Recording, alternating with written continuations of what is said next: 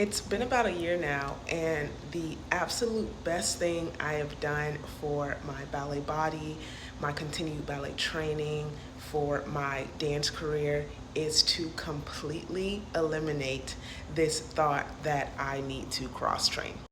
Now, I have personally heard many different things about cross training specifically to help your ballet execution, to help you feel stronger in ballet, etc.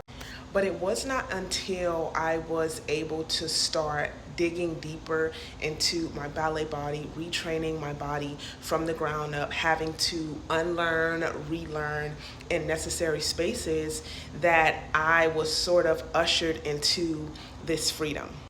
The freedom came in a few different sections, but one of those ways I happened upon it is through understanding that the work does the work. Now, this is very interesting to me because I have always, well, at least since undergrad, right, been of this idea that as training dancers who have a trajectory for a professional field, but also as professional dancers, that the work should show up on our bodies. There should not be, this kind of mystery around what your body should carry when you are training and it is not superficial.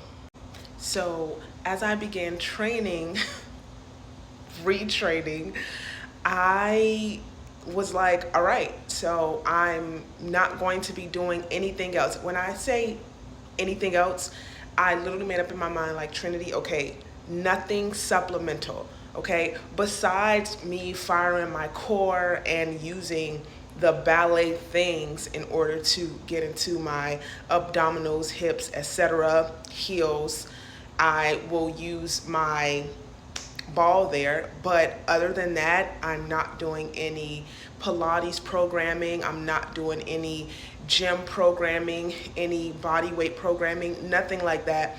And when I tell you, I have just been completely amazed with how beautiful, how incredibly amazing, how just, if I can say perfect, this craft is. And over again, it shows me how beautiful and meaningful it is and how blessed I am to have this craft, to have this skill set, and to have this as a career. Some of the ways me eliminating cross training, specifically, suspending this idea that I need to cross train in order to get better at being a ballerina, it has totally revolutionized the way I move, the way I expand my body.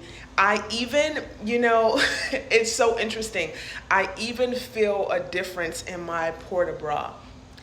And that to me is just, and I'm going to give you another example. Now, this may be like, Trinity, what?